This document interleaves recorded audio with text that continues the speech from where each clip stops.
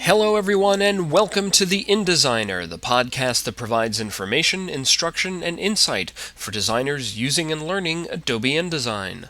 I'm your host Michael Murphy, graphic designer and Adobe certified expert in InDesign CS2. And this is episode 24. You can't do that in InDesign. Or can you? I usually stick to things that can all be done automatically within InDesign, but every now and then you can't avoid the fact that some things just haven't made it into the product yet. This episode, like the last one, is also inspired by a question from a subscriber.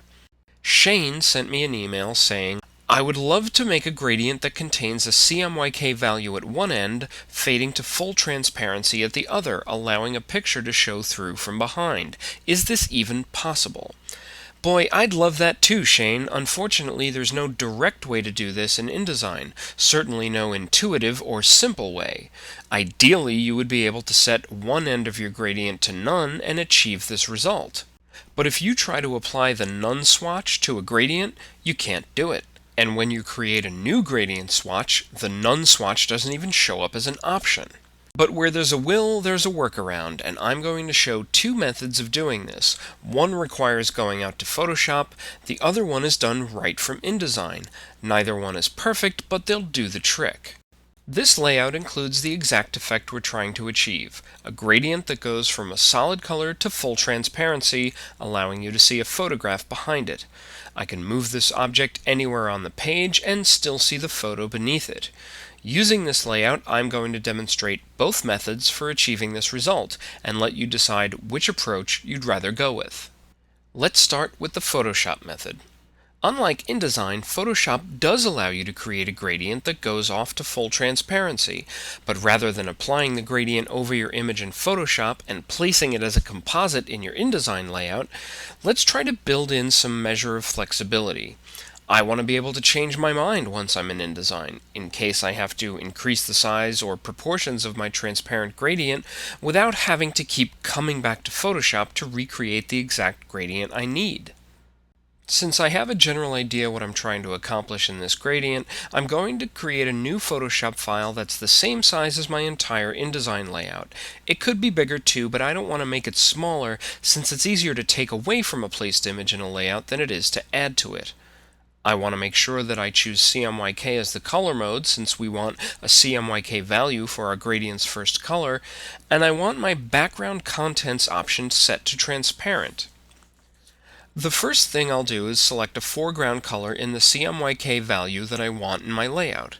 Then, selecting the Gradient tool, I go to the Gradient Picker up here in the Control palette and make sure that my gradient is using the Foreground to Transparent option.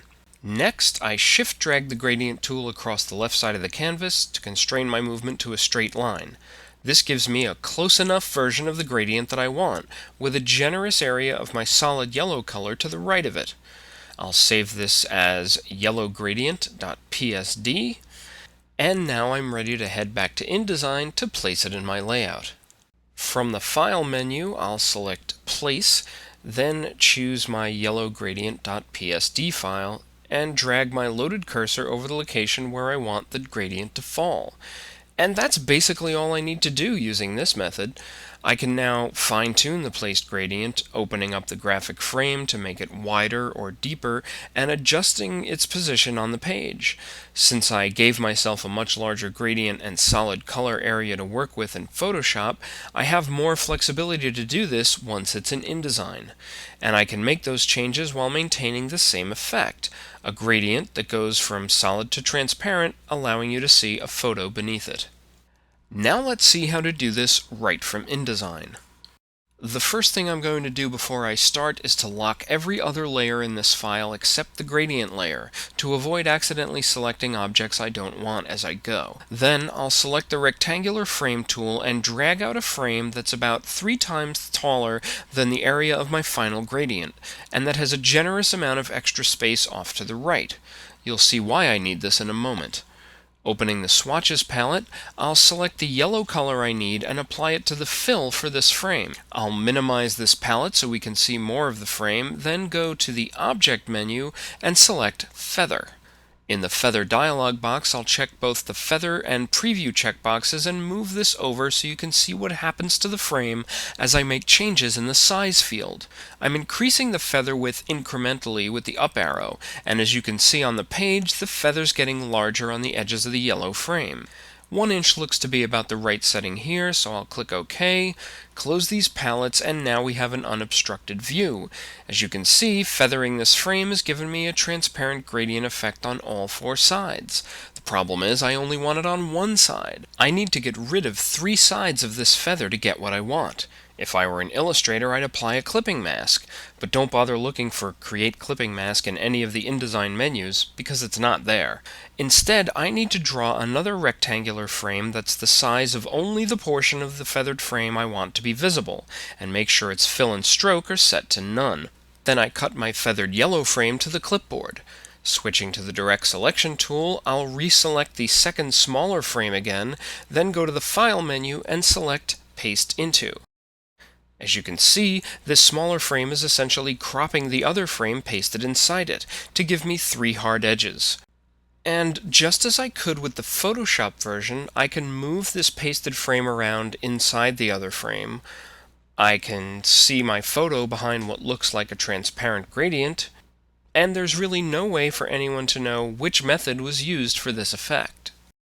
No one, of course, except me. As I said at the beginning, neither of these methods is ideal, and there are arguments for and against each of them. The Photoshop method is quicker and more simple, and it's an actual gradient. You can control it like any other gradient.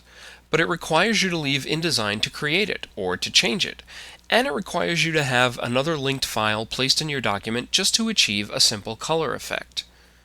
The InDesign method keeps you in InDesign the whole time.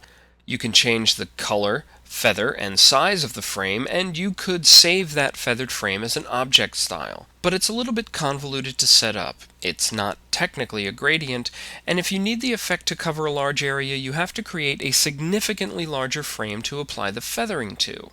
Which one would I use? It depends on the layout, how much of a hurry I'm in, my mood at the time.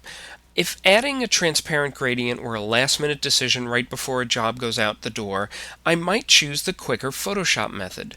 If I intended this effect to be in my layout from the earliest stages of the design, I'd probably take the time to use the InDesign method, knowing that I may change my mind about the color, size, and other attributes of the gradient as the job takes shape, and that I'd have the flexibility to do that more quickly in InDesign. There's really no wrong choice, so when you need to do this, pick whichever one you prefer, because now you know that even though you technically can't do that in InDesign, you sort of can. That's it for this episode. I'll be back in 10 days, maybe fewer, with a brand new installment. As always, feel free to post any comments or questions on the blog at www.theindesigner.com, send an email to info@theindesigner.com, or look for me on AIM or iChat as The InDesigner. Until then, this is Michael Murphy for the InDesigner Video Podcast. Thanks for watching.